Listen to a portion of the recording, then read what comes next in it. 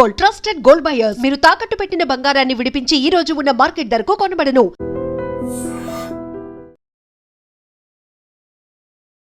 నమస్తే, welcome to I Dream weekend update with కవిత.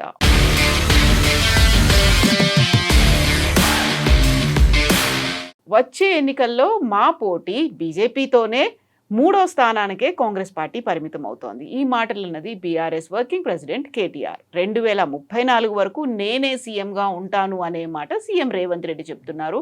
ఇక BJP next target తెలంగాణగా work చేయబోతున్నట్టుగా అనౌన్స్ చేసి ఇమ్మీడియట్గా ఒంటరిగానే మేము బరిలోకి దిగుతాము అనేటువంటి మాటను కూడా చెప్తుంది. ఎన్నికలకు 2.5 ఏళ్ళు ఉన్నప్పటికీ ఇప్పుడే 3 ప్రధాన పార్టీలు ఎందుకని తెలంగాణ మీద, అందులోనూ ఎన్నికల మీద ఫోకస్ పెట్టాయి? నిజంగానే ఛాలెంజెస్ ఏమున్నాయి? ఎవరికి ఎలాంటి పాసిబిలిటీస్ అనేవి ఉన్నాయి? పాజిటివ్ ఎవరికి కనిపిస్తోంది? మనతో పాటుగా ఉన్నారు సీనియర్ జర్నలిస్ట్ సాయి శేఖర్ గారు. హలో అండి, నమస్తే. సో ఎలక్షన్స్ అనేవి యూజువల్గా ఒక 1 year ముందు కనిపిస్తూ ఉంటాయి. షెడ్యూల్ మొదలవుతుంది, లేకపోతే ఎవరెవరు క్యాండిడేట్స్ ఉంటారు అనుకున్నది, హామీలు ఏమి ఉండాలి, ఇప్పటిదాకా ఏం చేయలేదు, ఏం జరగాలి అనే దాని. బట్ ఈసారి ఎందుకు 2029లో జరగబోతున్నటువంటి ఎన్నికలకు సంబంధించి ఇంత ఎర్లీగానే జరుగుతోంది? అసలు నాకు తెలిసి, నేను 38 ఏళ్ల బట్టి జర్నలిజం చేస్తున్నాను. రాజకీయ పార్టీలు ఫ్రమ్ ద డే 1 ఎన్నికల గురించే మాట్లాడతారు. అధికారంలోకి వచ్చిన రోజు నెక్స్ట్ డే నుంచి వాళ్ళు ఎన్నికల గురించే మాట్లాడతారు. ప్రతిపక్షంలోకి నెట్టబడితే ఆ పార్టీ ఎన్నికల గురించే మాట్లాడుతుంది. లక్ష్యం ఏంటి? ఈ పొలిటికల్ పార్టీస్కి అధికారం చేజిక్కించుకోవడం. ఈ ప్రాసెస్లో కొంత గవర్నెన్స్ నెగ్లెక్ట్ కూడా చేయబడుతూ ఉంటుంది. నెక్స్ట్ వీళ్ళు అలవి కాని హామీలు ఇస్తారు. ఇది ఎప్పటి నుంచో ఉన్నదే, ఇవాళ కాదు, 40 ఏళ్ళ బట్టి ఉన్నది. ఇంకా ముందు కాలం నుంచి కూడా ఉండొచ్చు. నాకంటే సీనియర్స్కి ఇంకా ఎక్కువ అవగాహన ఉంటుంది. అలవి కాని హామీలు ఇస్తారు. వాటన్నింటినీ 100% ఎట్టి పరిస్థితుల్లో ఫుల్ఫిల్ చేయలేరు. కొంతమందికి ఇస్తే ఏదో 35 మార్కులకి పాస్ అవుతుంది. పరీక్ష రాస్తే మనం 35 మార్కులు వస్తే పాస్. అట్లా పొలిటికల్ పార్టీస్ కూడా వాళ్ళ పాస్ పర్సంటేజ్ని అలా లెక్కేసుకుంటాయి. 35, 36 వచ్చే సరిపోతుంది. We have done 36% of the people are satisfied with us. ఇంకా మిగతా ఎగ్జిస్టింగ్ 16% ఓట్ మనకున్న బేస్తో తెచ్చేసుకుంటే 51%, 52% వచ్చేస్తే మన అధికారంలోకి వస్తాం అనే పోల్ మేనేజ్మెంట్, ఎలక్షనీరింగ్ అవన్నీ ఉంటాయి. కాబట్టి ఇవన్నీ చేసుకోవచ్చు అనేది వాళ్ళ ఉద్దేశం. కొత్తగా వచ్చినటువంటి పరిణామం కాదు ఇది. రేవంత్ రెడ్డి గారు నేను 2034 వరకు ముఖ్యమంత్రిగా ఉంటాను అని ప్రకటించారు. ఈయన 34 వరకు ఎలా ఉంటారు అని కాంగ్రెస్లో ఉన్న సీనియర్లకు కొంత లోపల లర్కింగ్ ఫీలింగ్ ఒకటి ఉంటుంది, కానీ బయటకు అనలేరు. ఎందుకు అనలేరు? ఇప్పుడు కాంగ్రెస్ ముఖ్యమంత్రికి కొన్ని విచిత్రమైన ఛాలెంజెస్ ఉంటాయి. ఫస్ట్ ఆయన ఇంట గెలవాలి, తర్వాత రచ్చ గెలవాలి. బట్ కాంగ్రెస్ చరిత్రలో చూసుకుంటే ఫస్ట్ రచ్చ గెలుస్తారు, తర్వాత ఇంట గెలిచే కార్యక్రమం చేస్తారు. రచ్చ గెలవడం అంటే ఆ కుర్చీలో కూర్చోవడం. సో మీరు చూడండి, మనం మరీ వెనక్కి వెళ్ళిపోకుండా 89 దగ్గరికి వెళ్దాం. 89లో చెన్నారెడ్డి గారి నేతృత్వంలో కాంగ్రెస్ ఎన్నికలు కొట్లాడింది. చెన్నారెడ్డి ముఖ్యమంత్రి అనుకున్నారు అందరూ. ఆయనే ముఖ్యమంత్రి అయ్యారు, కొనసాగారు. కొనసాగిన తర్వాత మత కలహాలు జరగగానే ధన్మని తీస్తారు. ఆయన్ని తీసి నేదురుమల్లి జనార్దన్ రెడ్డి చేశారు. అతనుకున్న అక్యుమెంట్ బ్రహ్మాండంగా చేస్తున్నాడని అనుకున్నారు. ఒక 2 ఏళ్ళ ఏడనార్థం అయ్యేటప్పటికీ ఆయన మీద కూడా భారీ ఎత్తున వ్యతిరేకత వచ్చి with in the party implode అయింది. మళ్ళీ విజయభాస్కర్ రెడ్డిని పట్టుకొచ్చారు. 2 ఏళ్ళు కొనసాగాడు. తర్వాత ఎలక్షన్లో పోయింది. సో నేనే ముఖ్యమంత్రిగా ఉంటాను అనే కాన్ఫిడెన్స్ అయితే ప్రతి లీడర్కి ఉండి తీరాలి. సో అట్లనే రేవంత్ రెడ్డి కూడా నేనే ముఖ్యమంత్రిగా ఉంటాను అని ప్రకటిస్తున్నారు. మళ్ళీ 2 ముఖ్యమంత్రులు మార్చుకున్నారు. రోసయ్య గారిని పెట్టి రోసయ్య గారు తన త్రూఅవుట్ కొనసాగించలేదు. రోసయ్య ఒక దశకు వచ్చిన తర్వాత ఈ తెలంగాణ యాజిటేషన్ హీట్ని భరించలేకపోయాడు. అందుకని ఆయన కాడి కింద పడేసాడు. రోసయ్యని వాళ్ళు కాంగ్రెస్ అధిష్టానం తీసిలేదు. యాక్చువల్గా నేను ఉండను అని చెప్పి ఆయన వెళ్ళిపోయాడు.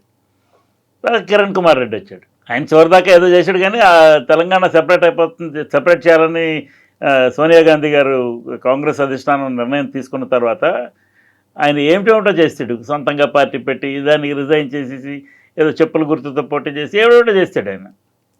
But that's all history.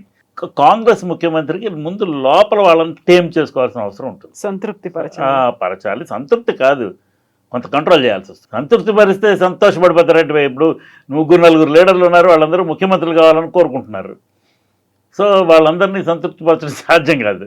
So వాళ్ళని కొంచెం టేమ్ చేయాలి, దువ్వి నయానో భయానో కంట్రోల్లో ఉంచాలి. ఇప్పుడు రేవంత్ రెడ్డి ఫేస్ వల్లనే కదా కాంగ్రెస్ ఎన్నికైంది, దాంట్లో ఏం అనుమానం లేదు కదా, ఎవరికీ అనుమానం లేదు.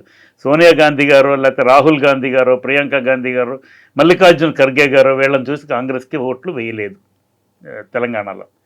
తెలంగాణలో పడిన ఓటు రేవంత్ రెడ్డి మొహం చూసి వేశారు. ఈ ఎమర్జ్డ్ యాజ్ ది లీడర్గా ఎమర్జ్ అయిన తర్వాత నేను 34 వరకు ముఖ్యమంత్రిగా ఉంటాను అనేది ఫస్ట్ థింగ్, అది ఒక కాన్ఫిడెన్స్.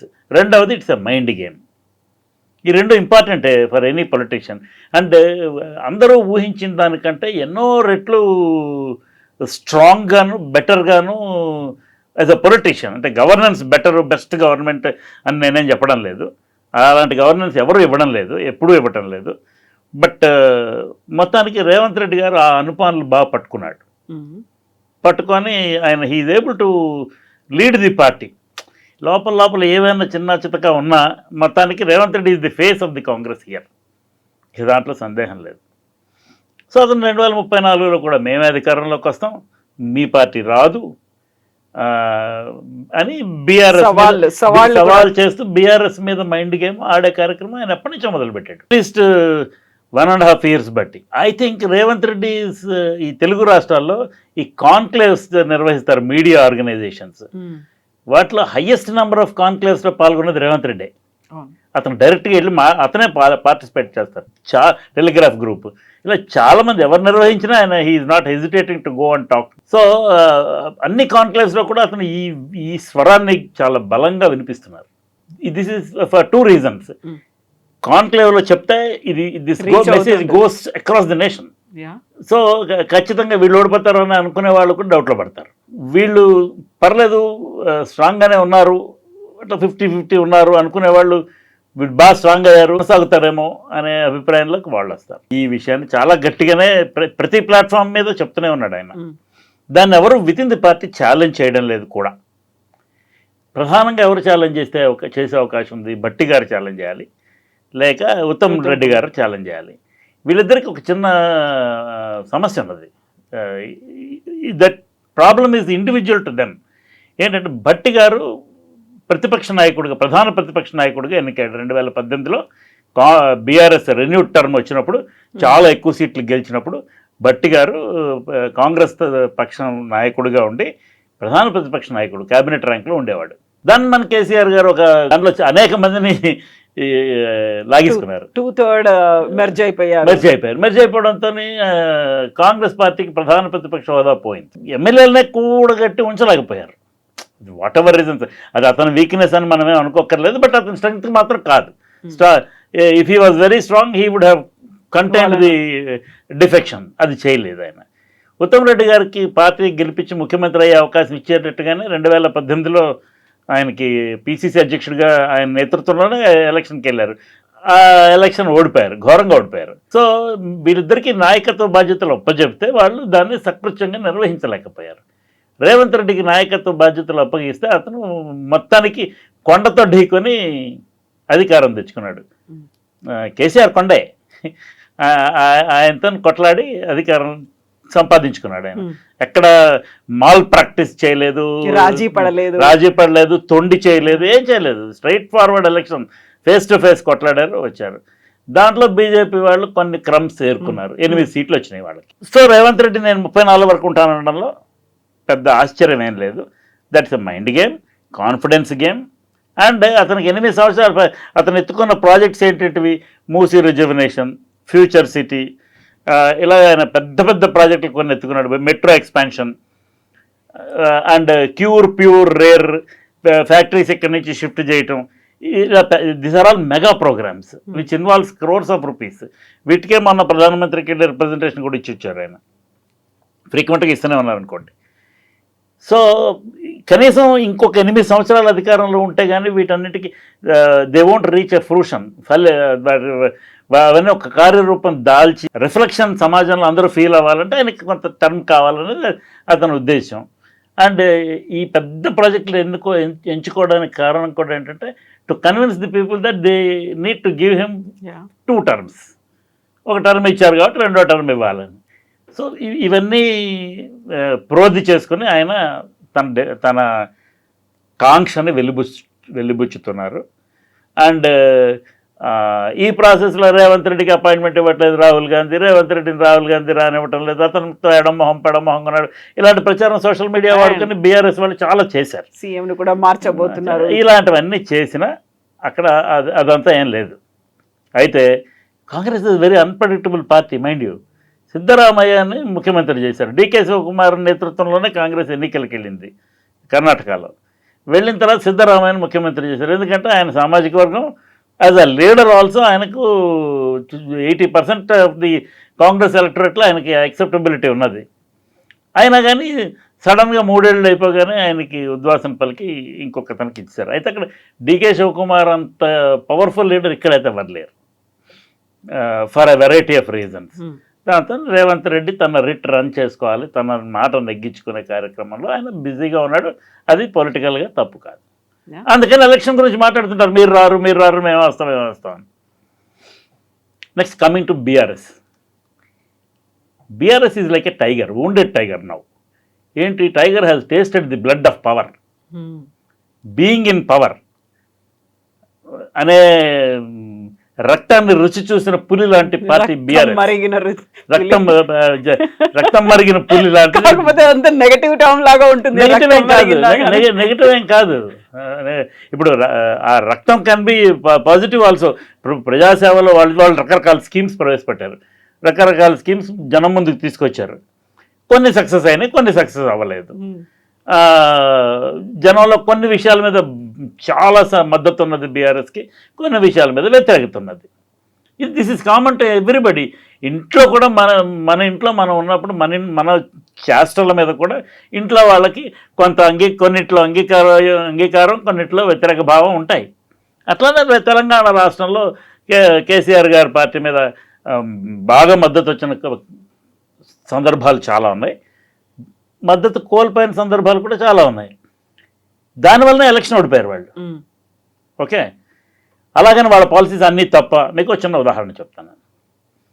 రైతు బంధు అని ఒక పెద్ద స్కీమ్ పెట్టాడు కేసీఆర్ గారు. అసలు ఈ రైతు బంధు ఫార్మర్స్కి ఇన్పుట్ సబ్సిడీ ఇవ్వాలనే స్లోగన్ ఎప్పటి నుంచో ఉన్నది, రాజకీయ పార్టీలు ఎప్పటి నుంచో చేస్తున్నాయి, కానీ ఎవరు దాన్ని ప్రయోగం చేయలేదు. చాలా మంచి ప్రోగ్రామ్ అనే విషయాన్ని ఆయన నమ్మి వెంటనే దాన్ని వర్క్ చేసి దాని మీద 8,000 రూపాయలు పర్ సీజన్ 4,000 per acre ఇద్దామని చెప్పి అసలు కొండలు గుట్టలు రోడ్లు అనేవి కూడా సర్వే చేయకుండా ఫార్మర్ అని ప్రతి ఒక్కడికి ఇచ్చారు. ఆ స్కీమ్ రన్ చేశారు. ఈ స్కీమ్ని మీరు నేషనల్ పార్టీస్ కాపీ కొట్టినాయి కదా. ఇట్లా కొన్ని ఇంట్రెస్టింగ్ స్కీమ్స్ ప్రవేశపెట్టారు. అట్లానే the thrust they have given for urbanisation మీద కొద్ది గట్టిగా ఫోకస్ పెట్టి చాలా గ్రామాలను కలిపి చాలా కొత్త మున్సిపాలిటీలు ఏర్పాటు చేసి, కొత్త మున్సిపల్ కార్పొరేషన్లు ఏర్పాటు చేసి అర్బనైజేషన్ మీద గట్టిగా ఫోకస్ పెట్టి ముందుకెళ్ళారు. మరి ఇప్పుడు ఆ మున్సిపాలిటీలను రద్దు చేసలేదుగా, అవన్నీ కొనసాగుతున్నాయిగా. సో పబ్లిక్ ఆ ఫీలింగ్ ఒకటి ఉంటుంది కదా. 33 జిల్లాలు చేశారు. ఇలా వాళ్ళ స్కీమ్స్ వాళ్ళు కొన్ని తీసుకొచ్చారు, ఇంప్లిమెంట్ చేశారు, అవి కొనసాగుతున్నాయి. కొన్ని స్కీమ్స్ వాళ్ళు ఇంప్లిమెంట్ చేయలేకపోయారు, వాళ్ళే చేయలేకపోయారు. కొన్ని స్కీమ్స్ వీళ్ళు బంద్ పెట్టారు, ఎందుకంటే వీళ్ళ పాలసీ కాదు అది, అందుకని బంద్ పెట్టారు. అట్లానే బీఆర్ఎస్ కూడా. బీఆర్ఎస్ వాళ్ళు మేము fight is with BJP, not with Congress. Congress 3rd ప్లేస్లోకి వెళ్తుందని కేటీఆర్ గారు నిన్న ప్రకటించారు. DMK is a break away faction from DK, Dravidar Kazhagam. కొత్త పార్టీగా రాలేదు. డిఎంకే నుంచి ఏఐడిఎంకే పుట్టింది. అవి ద్రవిడియన్ పార్టీస్. బట్ కొత్తగా అసలు ఉన్న రాజకీయ సెటప్ని షేకప్ చేసి మనం కొత్త రాజకీయం తీసుకొద్దామని పెట్టిన మొట్టమొదటి పార్టీ తెలుగుదేశం. కరెక్ట్గా ఇంచుమించుగా తెలంగాణ ఆస్పిరేషన్స్ అనేది మెయిన్ హెడ్లైన్గా తీసుకుని లాంచ్ చేసిన పొలిటికల్ పార్టీ భారత రాష్ట్ర తెలంగాణ రాష్ట్ర సమితి, వాటెవర్, కేసీఆర్ గారి పార్టీ. ఈయన ఈ పార్టీ పేరు మార్చుకోవడంతో కొంత కన్ఫ్యూజన్ అయితే వస్తూనే ఉంది. ఇప్పుడు కవిత గారు కూడా ఏదో తెలంగాణ రాష్ట్ర సేన అని ఏదో పెట్టి ఆ పార్టీకి ఆ పేరు ఇవ్వద్దని వీళ్ళు రిప్రజెంటేషన్ ఇచ్చారు నిన్న మొన్న ఎలక్షన్ కమిషన్ ఆఫ్ ఇండియాకి బీఆర్ఎస్ వాళ్ళు. ఈ పార్టీ పేరు మార్చుకోవటం కొంత కన్ఫ్యూజన్ ఉన్నప్పటికీ మొత్తానికి కేసీఆర్ గారి party they are strong. 25 years అయింది, వాళ్ళు సెలబ్రేషన్స్ కూడా చేసుకున్నారు ఈ సంవత్సరం. 2001లో పెట్టుకున్నారు. ఓకే, సో వాళ్ళు ఇక బీజేపీ దగ్గరికి వస్తే అంటే బీఆర్ఎస్ ఖచ్చితంగా కొట్లాడాలి మనం ఈ election, it's a do or die for us అనే సిచ్యువేషన్లోకి వాళ్ళు వచ్చారు. కాకపోతే ఇంట్రెస్టింగ్ గా కాంగ్రెస్ కాదు బీజేపీ ఎమర్జ్ అయింది అనేది మాత్రం యాక్సెప్ట్ చేసినట్టు కనిపిస్తుంది. సెకండ్ ప్లేస్ లో బీజేపీ ఎమర్జ్ అయింది అనేది యాక్సెప్ట్ చేసినట్టు కాదు నా ఉద్దేశం. It's a mind game to play against the Congress that you or third. Okay, ఈలోపు బీజేపీ వాళ్ళు నిజంగానే మనం సెకండ్ ప్లేస్లోకి వచ్చామని అనుకుంటే ఆ ప్రాసెస్లో వాళ్ళు ఉంటే fight becomes easy. It will become face to face contest instead of A try corner contest అనేది బీఆర్ఎస్ లెక్క అయి ఉండొచ్చు. డైరెక్ట్గా మనం చెప్పలేకపోయినాను.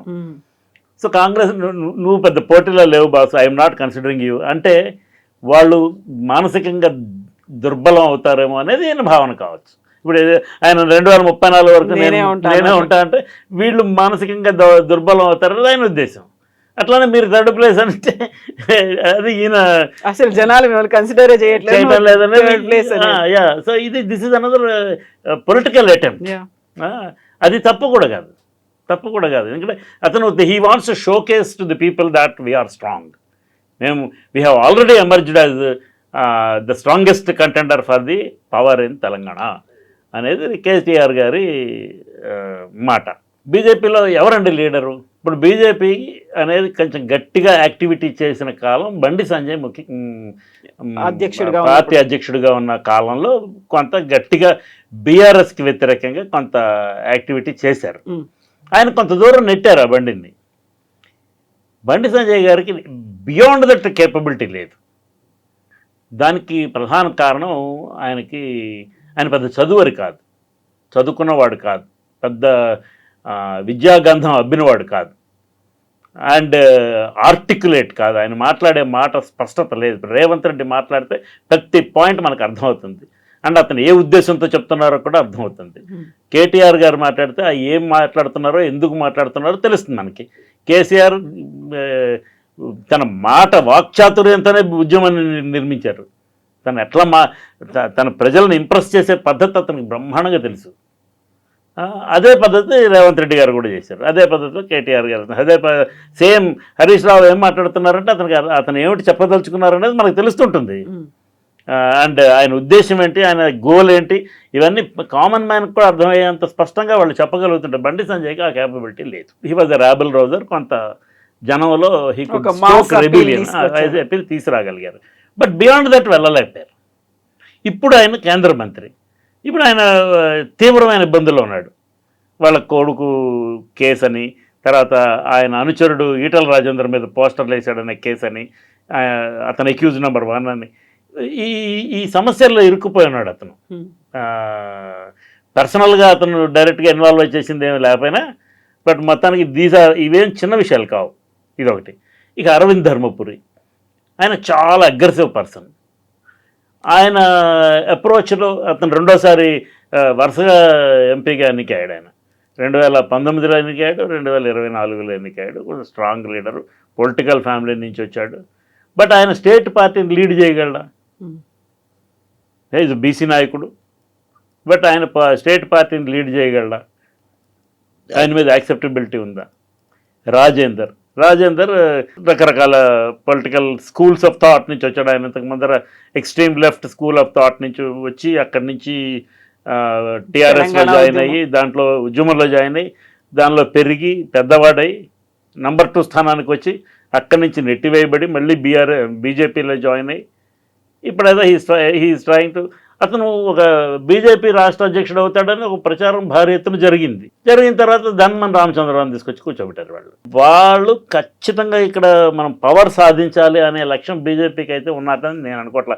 Even though Amit Shah side we will contest Telangana independently without aligning with anyone అని చెప్పినప్పటికీ, సౌత్లో అమ్మ ఫేస్ ఆఫ్ ది పార్టీ ఉంటేనే ప్రజలు ఆ నాయకుడిని ఎన్నుకుంటారు. ఈ ఎమ్మెల్యేలని గట్రా ఎన్నుకోవడం అనేది ఒక ప్రాసెస్.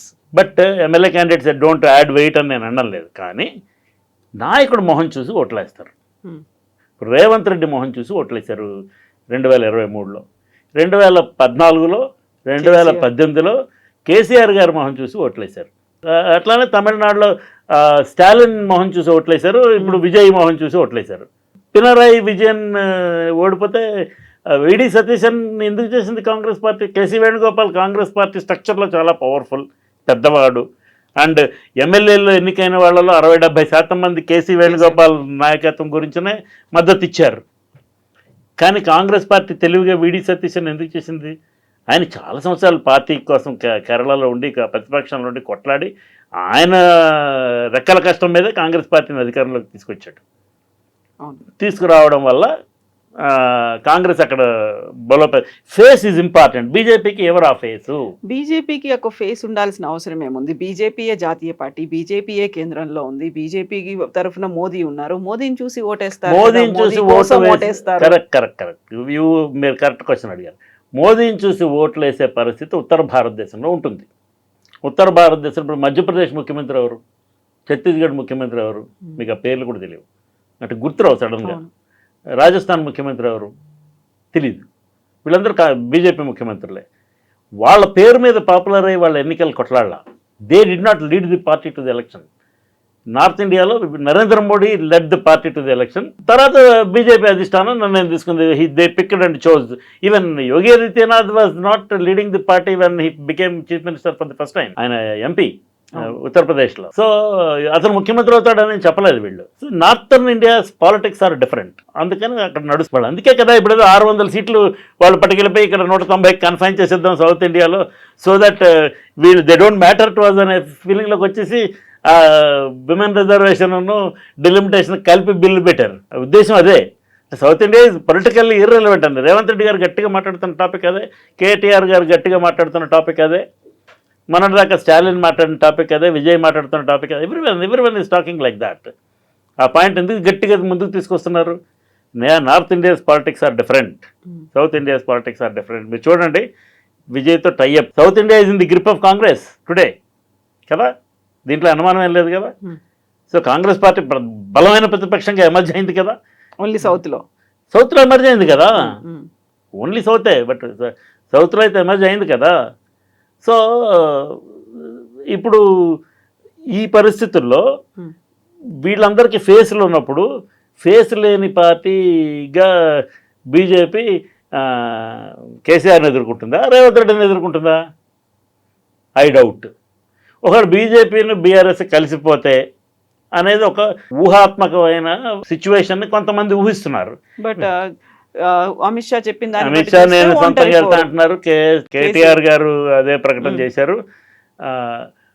బీఆర్ఎస్ అట్లా బీజేపీతో కలిసి వెళుతుందని నేను అనుకోవడం లేదు, for a variety of reasons. కలిసి వెళితే అడ్వాంటేజ్ ఉంటుందా లేదా అనేది లాస్ట్ సంవత్సరంలో చెప్పగలుగుతాం.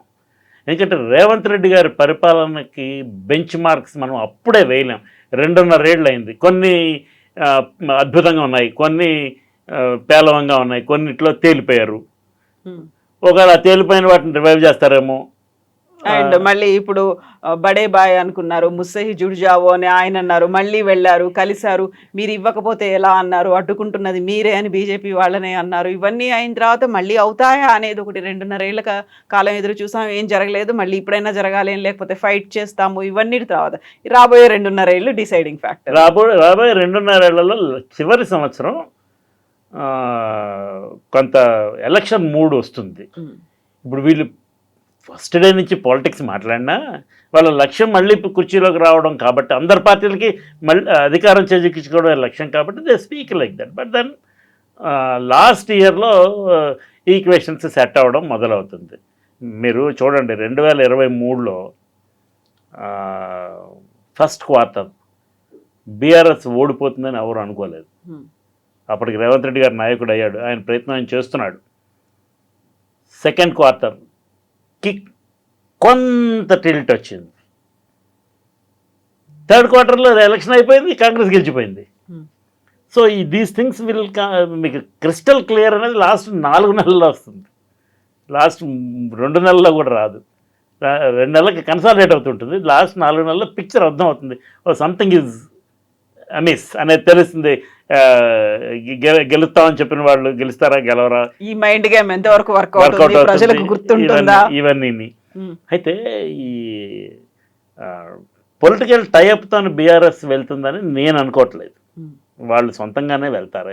సో మూడు పార్టీలు ఒంటరిగానే ఉంటాయి. ట్రయాంగులర్ కాంటెస్ట్ గానే ఉంటుంది. బీజేపీకి ఫేస్ లేదమ్మా. ఇది బీజేపీ ఒకవేళ if they could evoke the so much of religious sentiment, జనం అందరూ బీజేపీ వెనకాల ర్యాలీ అయితే కూడా నా ఉద్దేశం యాజ్ ఆఫ్ నౌ, ఇప్పుడు మనం లాస్ట్ సంవత్సరంలో మళ్ళీ మాట్లాడుకుందాం, బట్ ప్రస్తుతానికైతే బీజేపీ థర్డ్ పార్టీగానే ఉంటుంది. Fight is between the ruling party and the main opposition.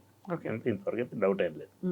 So ఎంత మైండ్ గేమ్లు ఆడినప్పటికి కూడా చివరికి అల్టిమేట్ గా ఒక 6 నెలలు లాస్ట్ లో ఉన్నటువంటి 6 నెలలు అంతే అంతే ఎవరు వేగం పుంజుకుంటారు, ఎవరు రేస్ లో వెనకబడతారు పడతారు అనేది అంతే అంతే. Thank you so much Sai Shekar గారు. Thank you.